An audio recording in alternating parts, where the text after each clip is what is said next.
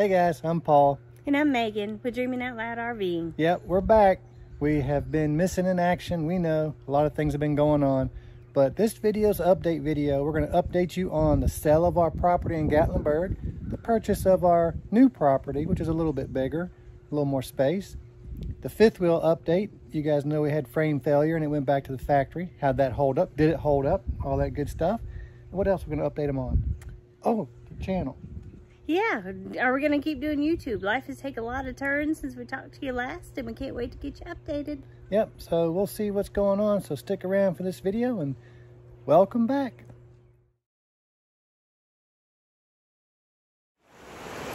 So the first, most important update is... we get lots of questions about Pebbles. And you all know Pebbles is our world, and she was very sick when we were up in Vermont, and they really didn't expect her to make it.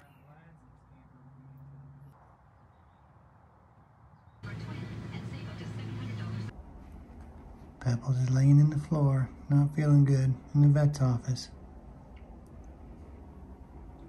She's not even trying to escape like she normally does. So the vet tech came in after the vet analyzed everything. He said possibly pancreatitis. Pancreatitis, maybe. So, doing blood work, gonna give her IV fluids. We put her through a lot of treatment, nothing rough on her. We did kind of the middle of the road approach. We did antibiotics and medications and all of those things. But when we left Vermont, they were not very helpful. Well, they wanted to put her down. They did, but I am so happy to say that she is still spunky and doing good, and yeah, no issues so far, knock on wood. And we still have our Pebbles, and she'll still be our travel companion. Yep, moving forward. All right, take 437. We're out of practice. Yep, we've been working on this update video for a long time. So we are at the camper update at this point in the video, the fifth wheel. And we'll let Megan explain that. So, for those of us, or those of you that have been following us, you already know, but if you don't, quick recap is we had our brand new Durango fifth wheel that we had waiting for us. We got excited, we went and picked it up, and within like the first trip or two, it developed a frame failure and had this huge crack all the way through the sidewall. With that, they had to take it back to the factory, which left us pretty much homeless while we were up in Vermont for the summer. So we had to buy a second camper, which was a little Cougar, if you remember that, a little travel trailer. And when we put the awning on. Yep, we put the awning on. Yeah, we can link all these things, or you can look back through our videos. But yeah, so then we ended up getting the Durango back. So we moved from the Cougar back to the Durango. Yep, and they delivered the Durango earlier than expected. Yeah, that was a mess. We had a really hard time actually trying to find a dealership that would accept our camper for delivery, because we weren't buying anything or trading anything in. We just needed them to deliver it to Tennessee instead of delivering it to Vermont, because we were getting ready to come back down this way. So we had it all worked out. We got A&L RV, who was absolutely awesome. They're in Kodak, Tennessee. But, yeah, worked it out with them and had a date picked out, told them we'd give them plenty of notice, and what do you know, they delivered it without even telling us. We were not even in the state yet, and... we were coming back from Vermont. We stopped in Virginia, and they call us and say, hey, your camper's here, come get it. Yeah, so A&L called and was like, hey, the camper's here, we weren't expecting it, can you come get it? And we were, like, states away still. So, thankfully, they held on to it, gave us a few days to get there.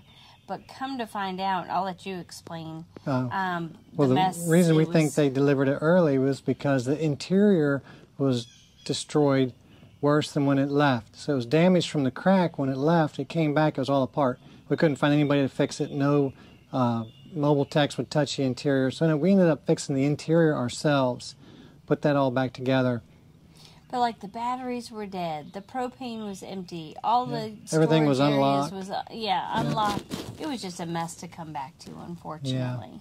So then we kept it after it was fixed, and we put probably another 1,000 or so miles on it. Went down to the Tampa show and did all that, and we started noticing the interior was coming apart. So all the square lines were coming off square. The cabinets were not lining up. The actual mid-bunk wall was pulling away. Up by the bed, you look at the floor, you can see daylight down through between the wall. Yeah, like the loft up above my office area. I went up there just to vacuum and clean out and all that kind of stuff, and literally you could see down through into the office because everything was separating. Yeah, so we quickly made the choice to get rid of it. Yeah. So we don't have the Durango anymore. It's gone. We sold it with full disclosure. You know, where it was and what had gone through. And then we just stayed in the Cougar for a little while. So we also had sold our RV lot in Gatlinburg. We sold that. We had someone give us an offer on that, so we sold that too. So we don't. That was kind of unexpected. Yeah. Like that was, hey. Well, sort of unexpected, yep. Yeah, the way the market was going, we were approached with, hey, if you're thinking about selling it all, now would be a good time. And then we said, okay, we'll think about it. Tell us what you think we could get for it, which was a good price. Yep. And then we got a cash offer, had to be out within 10 days. Yep. So we moved off the lot, sold the Durango, and jumped in our Cougar, and we stayed at a really nice campground here in Pigeon Forge. And we're not going to tell you which one it was because we're saving that spot for us. We love it so much. We're hoping to get back to it. So a lot has happened, and I think that's the hardest part with this video is it feels like so much to share. Yeah. But we've had lots of people reaching out and wondering, like, are you alive out there? Are you guys okay? So we wanted appreciate to it. make sure we appreciate the concern, but make sure that we're updating you guys so you know where we are. But we are camperless right now. Yeah, we ended up selling the Cougar too. So we've sold both our RVs, and we did purchase another piece of property in Sevierville, closer to Dollywood, because that's where I've been working. It's funny because there's a big old truck going by. I apologize for the noise. I came to Dollywood in 22. We left Vermont and came down here, and I was just going to work camp a couple months for the season to close, and just enjoyed it so much. It's the easiest thing I've ever done. And I went back last season for the summer, and I came back this season. So the people there are great. The work is not even work, really. And I like the perks because I get in free. Oh, yeah. And we get into a lot of different places like the Titanic Museum and Alcatraz and you name it. All kind of stuff. Because he's an employee. Anarchista. Get to go to the park anytime we want. Yeah. So the perks are fun, too. Yeah, got to meet Dolly. Yeah. Yep. I didn't. He did. And so our other property is just shy of 1 acre, but it has a garage. It has an apartment over top of the garage. I don't know if you can see it behind us there. And that's nice. We have our stuff in there, but this is just a temporary fix too. So we're planning on doing some work to this and turning it around and selling it. And I don't know what we'll do after that. We are shopping for another rig though. We're always looking.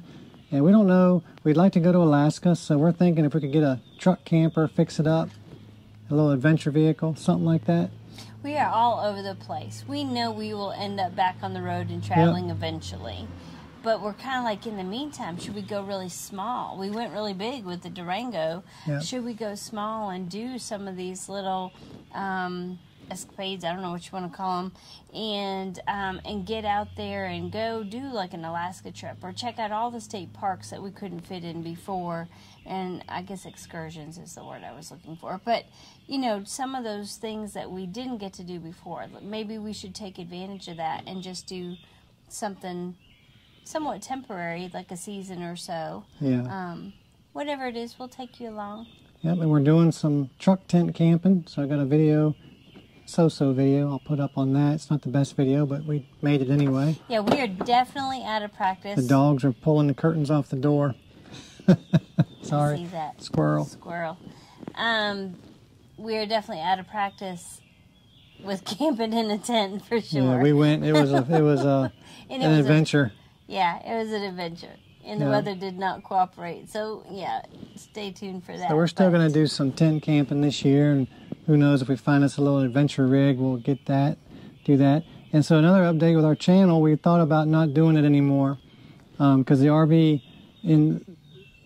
content is so saturated. It's like you buy a camper and they give you a YouTube channel to go along with it, but there's no new content out there. Anything you do has already been done. You're just copycatting everybody else. It's on rinse and repeat.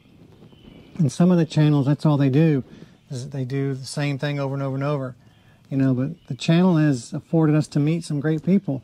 We've met some good channels and some not so good channels. Yeah, when we really sat down and thought about it, we just, we enjoy the connection it creates with folks, and we love going like to the Tampa show or the Hershey show and seeing people, or just being able to travel and hook up with friends that we've met online.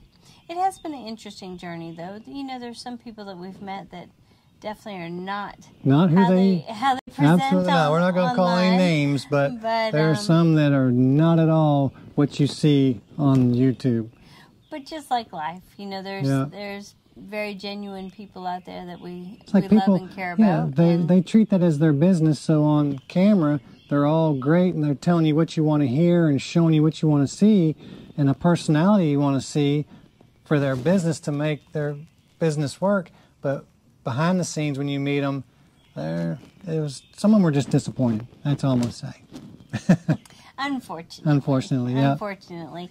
And he's watched people for so long that he invests a lot of time into it. Yeah. And all, but... And I know, like, a lot of you guys, you watch these bigger channels, so you already know a lot about them. And when you meet them, you know, you want to talk to them and that, and when they're not what you think they are, it's just disappointing. Okay, enough of that.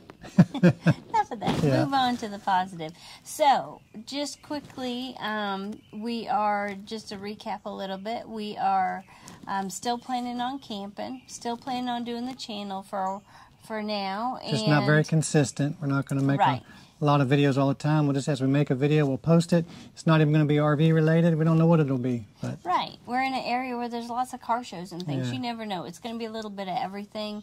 But instead of just focusing on just what is oversaturated and already out there, we're just going to, if it looks interesting to us and we think you might be interested, we're going to share it and we're going to do it. Mm-hmm. But we'll keep you up to date on what we're doing too, and what we find along the way. Yep. And at the beginning of the video where you saw us in our intro, that beautiful cabin, yeah, that's not ours. Unfortunately, that was a cabin we were renting because we had some things going on here on this property that were being repaired that shut the plumbing and everything down, so we couldn't be here. So we just rented a cabin for, was it 3 or 4 days while they worked on that. So, but it was nice. Nice cabin, but it very much quickly reminded us of, it was nice to be in an RV. Yeah. And back to the joys of homeownership. Yeah, we had to stop here for a minute due to some family things going on, so it's forced us to be grounded for, a little bit. But once all that gets ironed out, we hope to get the wheels rolling again. Yep.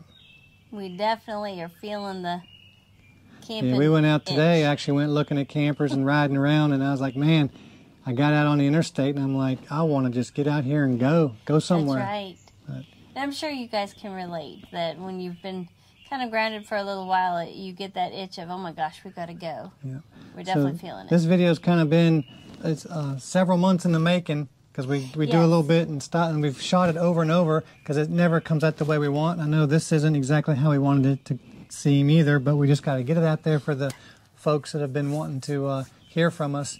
And tell you, we're going to do what we can as we can and go from there. We actually thought about doing like our first live ever, or maybe making it a premiere just so that we wouldn't have to try to, because we couldn't get it organized on video very well, just so we could sit here and have a conversation and chat, because it would be much easier just to chat with you guys. But at least this gives you a quick update, and again, we'll have more to come, I'm sure. Right. So we're in East Tennessee still, loving it, and hope you guys continue to follow along, and we woke you up that forgot about us. So, anyway, until the next video, peace out.